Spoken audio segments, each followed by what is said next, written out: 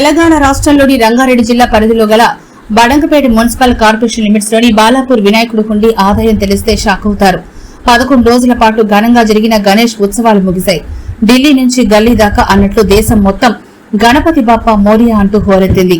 ఇక తెలుగు రాష్ట్రాల్లోనూ ఈసారి గణేష్ నవరాత్రులు ఘనంగా ప్రశాంతంగా జరిగాయి.